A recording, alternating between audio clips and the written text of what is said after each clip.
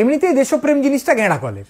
আপনি জন্মালেন, জন্মে শুনলেন যে কে বা কারা দাগ কেটে রেখেই বলে দিয়েছে যে এই যে ভূখণ্ড এইটার নাম হচ্ছে এটা একটা দেশ, এবং সমাজ আপনাকে বললো যে যেহেতু তুমি এই দেশে জন্মেছো তোমাকে ভাবতে হবে যে এই দেশটা ভয়ানক ভালো। আপনি বড় হয়ে পৃথিবীর বিভিন্ন দেশে গেলেন, গিয়ে দেখলেন এই দেশে সেইটা চমৎকার, ওই দেশে সেইটা খুব ভালো, এবং তার তুলনায় বরং আপনার দেশের জিনিসগুলো যথেষ্ট নিরেশ এবং বিচ্ছিরি।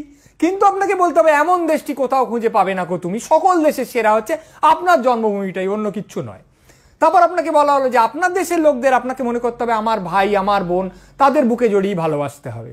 কিন্তু অন্য দেশে গিয়ে আপনার যেন মনে হচ্ছে ওই লোকগুলো আরেকটু বেশি শিষ্ট, আরেকটু বেশি সভ্য, আরেকটু বেশি শিলিত, তার তুলনায় আপনার দেশের লোকগুলো যেন একটু ইতর ছোট লোক, কিন্তু আপনাকে ওদেরই ভালোবাসতে হবে, অন্য দেশের লোকদের ভালোবাসলে চলবে না।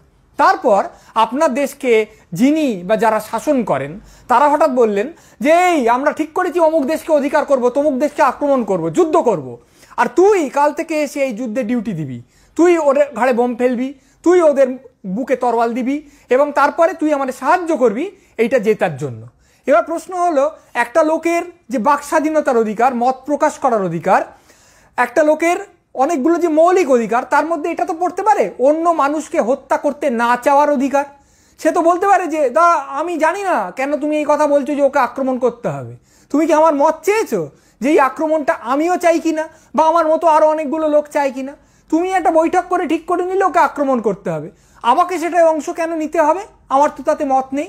আমি তো কোনো পরিস্থিতিতেই আরেকটা লোকের গলা কেটে দেবো না, কোনো পরিস্থিতিতে আরেকটা লোকের বুকে একটা বারুদ ফুঁড়ে দেবো না, আমি এটাই রাজি নই। এই মৌলিক অধিকারটা কি দেওয়া হবে? সম্ভবত নয়। রাষ্ট্র তাকে ধরে হয় জেলে পুরবে, নয় তাকে খুন করবে। এই মুহূর্তে রাশিয়ার অনেক সৈন্য এবং রাশিয়ার অনেক সাধারণ মানুষ মনে করছেন যে ইউক্রেনের সঙ্গে যুদ্ধটা চালানো উচিত নয়, এবং অনেক সৈন্য বলছেন যে আমরা যুদ্ধ করব না। তখন তাদের জেলে পোড়া হচ্ছে, তাদের শাস্তি দেওয়া হচ্ছে। কোনো কোনো সৈন্য এমনও হয়েছে ছদ্মবেশ ধারণ করে অন্যত্র পালিয়ে যাওয়ার চেষ্টা করেছেন। কেউ কেউ একটা দল নিজেদের মধ্যে ঠিক করেছেন যে চল আমরা পরস্পরকে নিজেদের পায়ে গুলি করি, তারপর বলি যে আহত বলে আমরা যুদ্ধ করব না। এই সমস্ত মানুষদের শাস্তি দেওয়া হচ্ছে রাশিয়া থেকে। এবার আমাদের প্রশ্ন হচ্ছে কেন ওই লোকটার মৌলিক অধিকার নেই কেন এটা বলার যে আমি ইউক্রেনকে আক্রমণ করব না, ইউক্রেনে যে আছে সে আমার ভাই, সে আমার আত্মীয়, আমি তার বুকে গুলি করব না। কিন্তু এবার রাষ্ট্রের দিক থেকেও কিছু বলার আছে। একটা রাষ্ট্র বললো ও বাবা আমি এরকম মৌলিক অধিকার দিয়ে দিলাম, তারপর 90% লোক বললো আমরা যুদ্ধ করব না। কেউ হয়তো যুদ্ধ করতে ভয় পায়, মরে যেতে ভয় পায়, তার সে অধিকারও আছে। আর কেউ হয়তো মনে করে যে আরেকটা লোককে আক্রমণ করা উচিত নয়। এবার তাহলে আমি আমার সেনাবাহিনীটা গড়বো কি করে? যদি সেনাবাহিনী না গড়ি তাহলে আমি কি করে টিকে থাকবো? কারণ অন্য লোক সে তো হয়তো নীতিটিতি হয়তো মানে না, অন্য একটা দেশ এসে আমাকে আক্রমণ করতে পারে। তারপরে কথা হলো যে তুমি কি সব যুদ্ধেরই বিরুদ্ধে নাকি কোনো নির্দিষ্ট যুদ্ধের বিরুদ্ধে? যেমন একটা দেশের সেনাবাহিনীর কিছু লোক একবার বলেছিলেন যে আমরা বোম ফেলবো, কিন্তু আমরা প্রচণ্ড জনবহুল জায়গায় বোম ফেলবো না। আবার কেউ বলতে পারেন আমি বোম ফেলবো কিন্তু বাচ্চাদের স্কুলে বোম ফেলবো না, বা রোগীদের হাসপাতালে বোম ফেলবো না। তাহলে এতগুলো উপাদান হিসেব করে নিক্তিতে মেপে তো আমি যুদ্ধ করতে পারি না।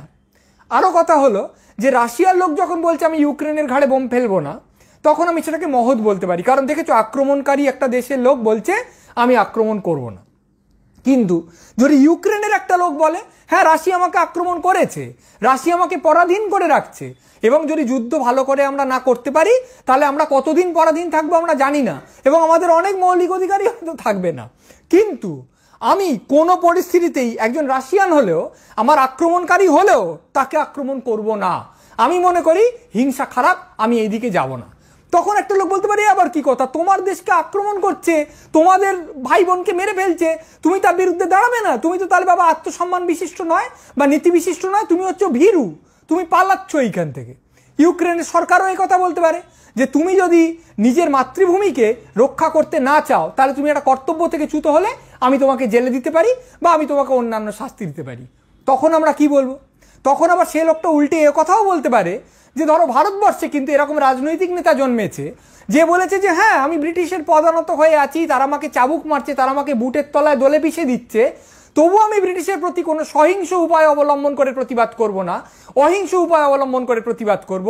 সে যদি আমাকে একটা চড় মারে গালে, আমি আরেকটা গাল বাড়িয়ে দেবো যতক্ষণ না তার এই বিবেকবোধ জাগ্রত হচ্ছে যে আমাকে চড় মারা উচিত নয়। এবং একজন ভারতীয় কবি, একজন বাঙালি কবি এই নিয়ে বহু কথা বলে গেছেন। যখনই রাজনীতি সহিংস জায়গায় গেছে তখনই তা প্রতিবাদ করেছেন। তার একটা লম্বা উদ্ধৃতি পড়ে এই বক্তব্য শেষ করি, যদিও এর কোনো মীমাংসা হবে না, কিন্তু এই উদ্ধৃতি হয়তো আমাদের প্রাণিত করতে পারে। উনি একটা চিঠিতে একজনকে লিখছেন, রবীন্দ্রনাথ ঠাকুর, আমি মাঝখান থেকে খাবলা করে পড়ছি। আমাদের দেশে বলেছেন, ভূমাত্মেব বিজিজ্ঞাসিতব্য। ভূমা অর্থাৎ যিনি সকলের চেয়ে বড়, তাকেই জানতে, তাকেই লাভ করতে চাইবে, তাকে আর কিছুরই কাছে ছোট করতে চাইবে না। যদি তাকে খর্ব করে প্যাট্রিয়টিজমকেই চরম করে তুলি, তবে সে প্যাট্রিয়টিজম একটা ঘোরতর অন্ধতা। আমাদের দেশের হাঁচি, টিকটিকি, ওলা বিবি, ঘেঁটু পূজার মতোই অন্ধতা। প্রভেদ এই যে এই অন্ধতার উপর সভ্য দেশের ছাপ মারা আছে। এই অন্ধতা বড় নাম ধরে আমাদের বড় রকম করে ভোলাতে পারে। তার কিছুক্ষণ পর লিখছেন, সংসারের সমস্ত দ্বিধাদ্বন্দ্বের মধ্যে, প্রবৃত্তির সমস্ত উত্তেজনার মধ্যে, প্রয়োজনের সমস্ত প্রলোভনের মধ্যে এই একটি হাল অটলভাবে চেপে ধরে থাকতেই হবে যে লাভই হোক আর ক্ষতিই হোক, বাঁচি আর মরি, ধর্মকে, ভূমাকে অর্থাৎ শ্রেষ্ঠতম সত্যকে, মহত্তম মঙ্গলকে সর্বান্তকরণে স্বীকার করবই। দুর্বলতা বশত তার থেকে ভ্রষ্ট হতে পারি, কিন্তু স্পর্ধা করে কোনোদিন যেন একথা মনে চিন্তাও না করি যে ধর্মচুলোয় যাক, দেশকে আমি বড় করে তুলব, দেশের জন্য চুরি করব, ডাকাতি করব, অন্যায় করব। দৈশিকতা বলে ব্র্যাকেটে লিখছেন প্যাট্রিয়টিজম আমাদের আত্মাকে চরম আশ্রয় দিতে পারবে না। আমি মনুষ্যত্বকে বরণ করে নিয়েছি, আমি হীরের মূল্যে কাঁচ কিনব না। আর একটু পরে লিখছেন, দেশকে ছাড়িয়ে যদি ধর্মকে, যদি বিশ্ব মানবকে না দেখতে পাই, যদি দেশের সংস্কারে আমার ঈশ্বরকে আচ্ছন্ন করে, তাহলে আমি আমার আত্মার খাদ্য হতে বঞ্চিত হই। এই আত্মার খাদ্য আসল, নাকি দেশের খাদ্য আসল, নাকি আগ্রাসী মানসিকতার খাদ্য আসল, সেইটা আমাদের নিজেদেরই মীমাংসা করে নিই।